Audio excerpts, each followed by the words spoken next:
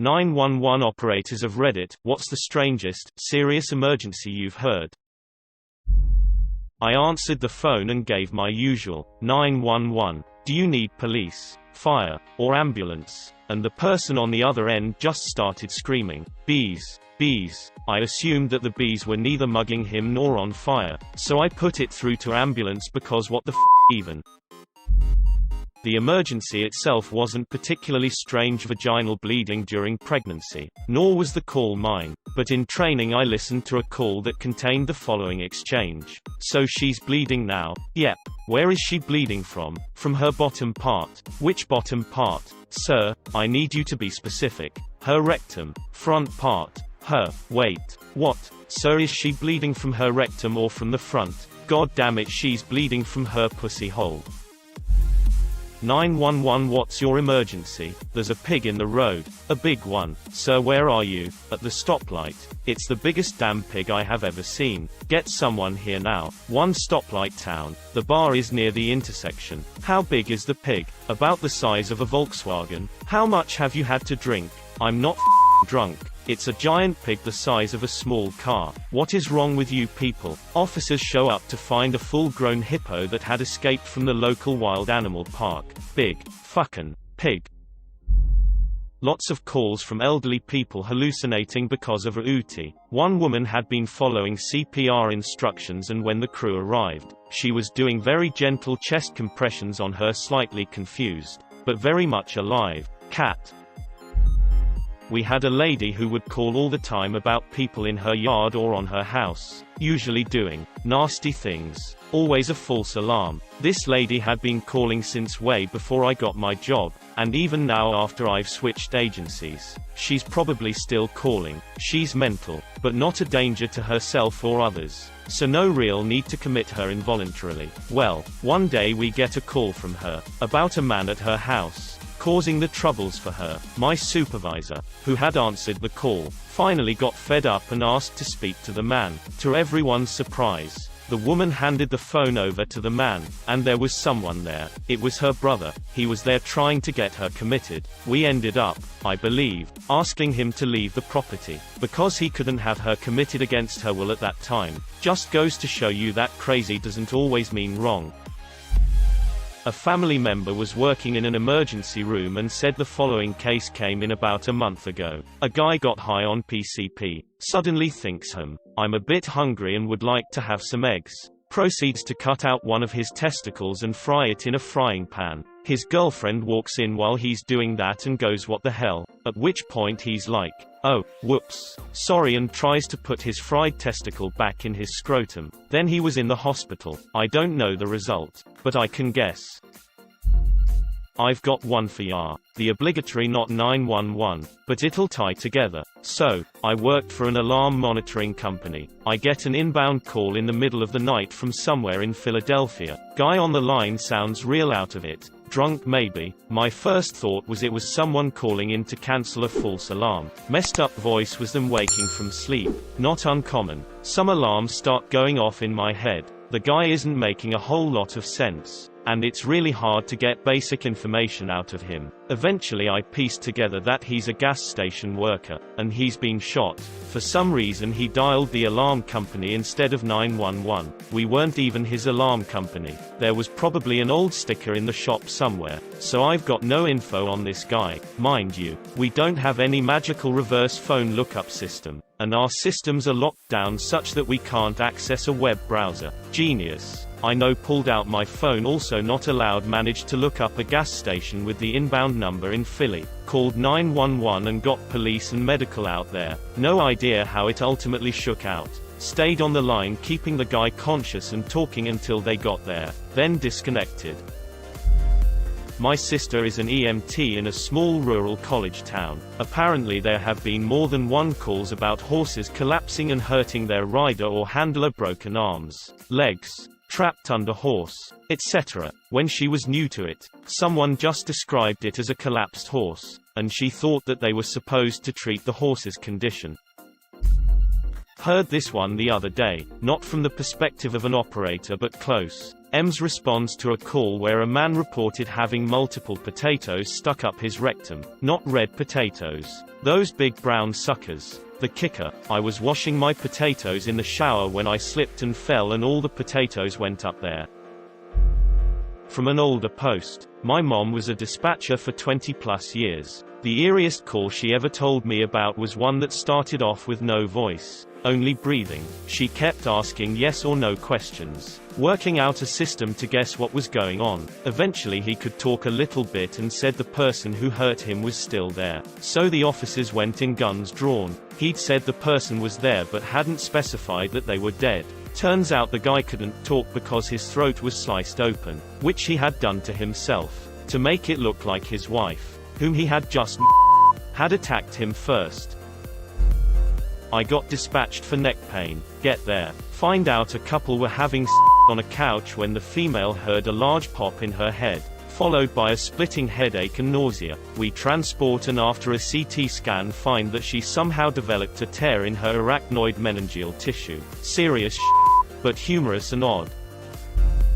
I once dispatched a helicopter for a woman go red by a reindeer. Apparently there is a reindeer farm for tourists and she tried to kiss it. My pilot and flight crew laughed at the moi and asked 3 times to repeat.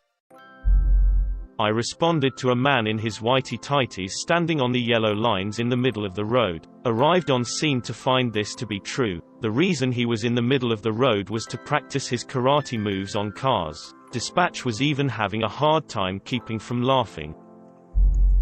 The very first emergency call I took by myself during training, trainer was hooked into my phone and could jump in whenever. I answered a 911 while my trainer was trying to grab a cup of coffee from the machine long cords, and as soon as the phone connected there was what sounded like an explosion and people screaming all over the place. Scared the Jesus out of my trainer, who sprinted back to the desk thinking I had just picked up some huge disaster or accident. Takes over the call, starts asking questions. And it turns out what we heard was just rushing water from a hot water heater that ruptured and was spewing water all over these 2 girls' apartment, and they were freaking out not knowing what to do about it. Bonus story. Had a similar call a few years later. Picked up to a bunch of people being loud, sounding panicked, talking about someone being locked in a car. Thought it was a child locked in a car. A very high priority call for my agency, due to being in Florida and a few recent deaths. So I put the call in as urgent, while trying to get anyone on the phone to actually talk to me. But then I hear a door open, and someone in the background scream, "It's out. The chicken is free." Phone disconnects. Florida. Best memorable call I had was when I was still training. It was a few days into starting to take 911 calls on my own with my trainer just listening in, and I get a very calm lady asking for paramedics. I ask her for the address and why my son cut off his I parroted what I heard back while mentally I was going, "Excuse me, what?"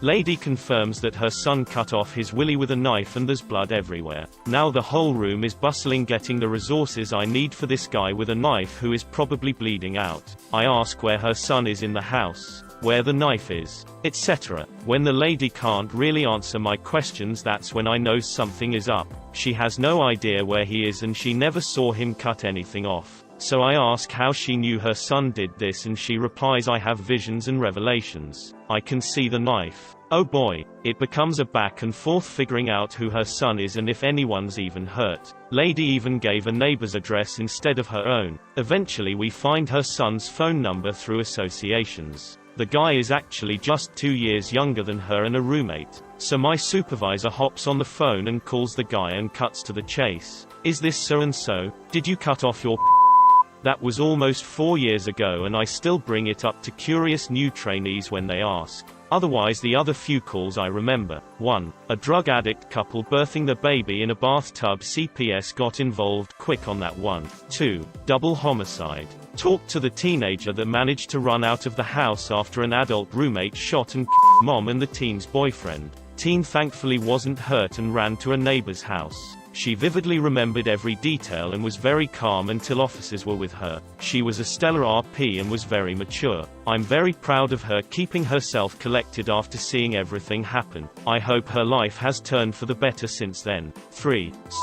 on the phone. My first one. Older guy called in from his house phone and very calmly started telling me his address, name, and date of birth. He proceeded to say to tell his family he couldn't take it anymore and asked us to turn off his front porch light when we arrived. Also gave us next of kin info. I tried talking to him but he didn't even acknowledge me. He had made up his mind. I heard a metallic bang immediately after he gave me the last bit of instructions. First I thought I heard a metal chair or step stool fall onto tile floor. I kept an open line until officers were with him, confirming a self-inflicted gunshot wound through the left temple. Guy had a ton of health problems and just couldn't take it anymore. I can vividly remember the raspy and scratchy sounds I heard during the open line, which I believe were gasps, death rattles, and body twitches. He shot himself outside so his family didn't have to deal with cleanup. And, of course, we had no other callers reporting shots fired in the area. My dad called 911 late one night to report hitting a 6-foot-tall chicken while driving and running off into the ditch. He had just crashed his car and his voice was a bit shaky on the phone, so the operator asked him to repeat himself a couple of times and then promised to send someone to help. The first cop on scene got out of his car with a breathalyzer in hand. By the time he got to the back of my dad's car, he was laughing hysterically over his radio telling people that it wasn't a DUI call. My dad actually did hit a 6-foot-tall chicken. And that's the story about the night my dad and all the local cops learned about emu farming.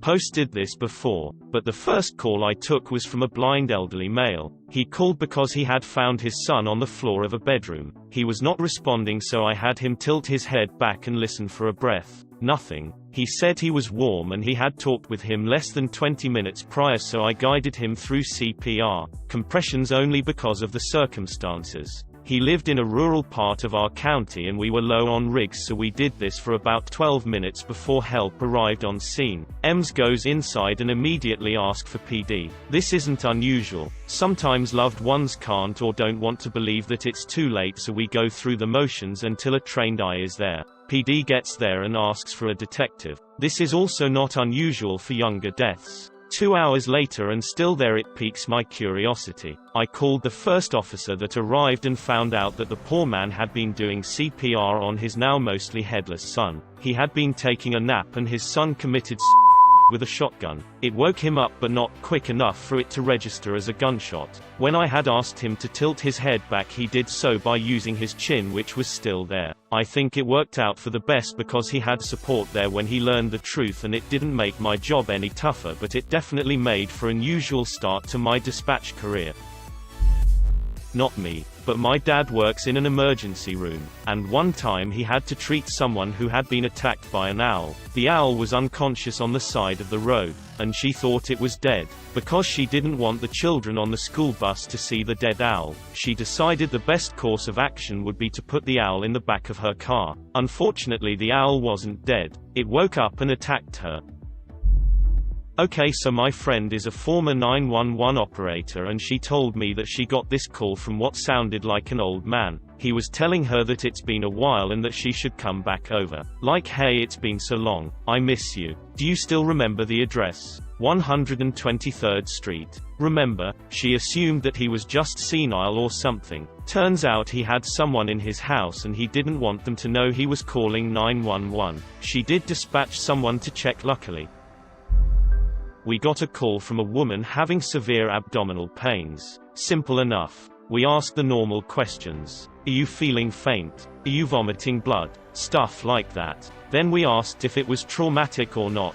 Well, she eventually tells us that she had a tampon stuck inside of her for more than 20 days, and she thinks that might be why she's hurting. Bonus story. This guy and his wife were playing around with various vegetables and the guy gets a carrot lodged up his, so they tried to remove it so they wouldn't have to call 911. She used a pair of burger tongs and grabbed onto something and pulled, but she was actually pulling at his intestines. Fun. If you get something stuck, just call 911. I've heard it all before. I don't care that you have a vegetable garden in your rectum, I just want to get you help.